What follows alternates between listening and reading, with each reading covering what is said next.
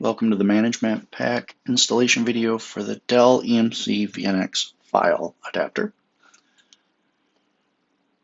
Today we're going to go through where to find system compatibility,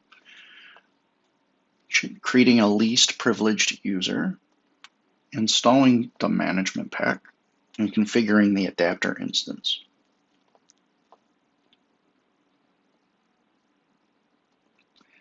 First, we'll load up the documentation from docs.vmware.com.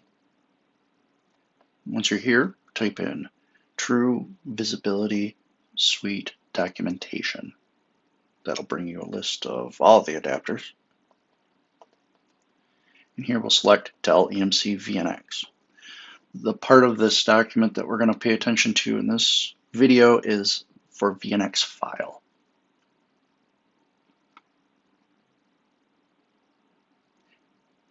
To note, the control station will need SSH open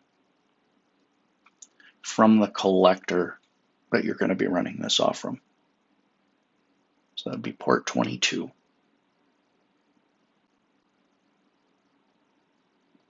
Now we'll get into the least privileged user configuration. We'll load up Unisphere and go to Settings, then User Management, and then let's go to Local Users for File. And you'll see a list of all of the users, and we'll click on Add. For the username, you can give it something unique.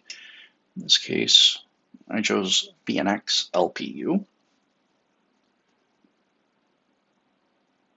We'll type in a password here. And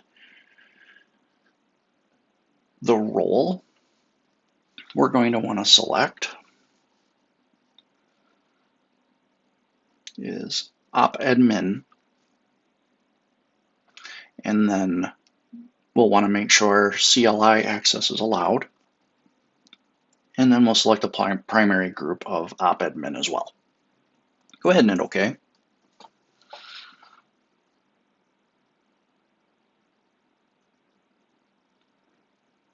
And we'll see a little message about creating the exact same user on the block side. We'll handle that in the block video.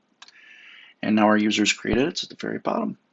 Let's get into the Management Pack installation. First, we'll go up to Administration, then Repository. We'll install the adapter. So we'll go to Add or Upgrade.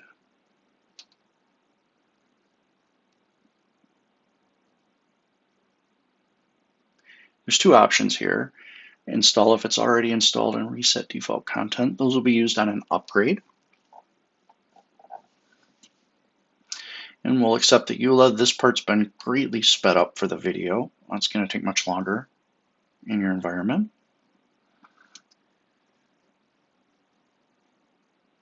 Now we'll select the Add Account option with the adapter.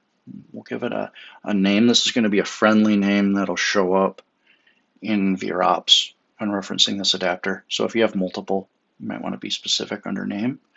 And then we'll put in the control station that we'll be connecting to.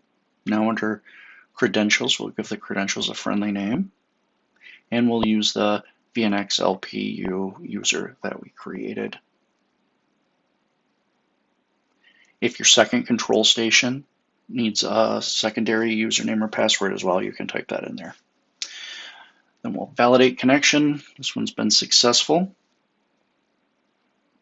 Under advanced settings, you can specify the NAS path if it's different, and some other options like collecting the events. You can turn that on or off. After the first collection cycle, which can take a couple minutes, you'll see it turn green. If you have any additional questions, please contact your VMware rep. Thank you.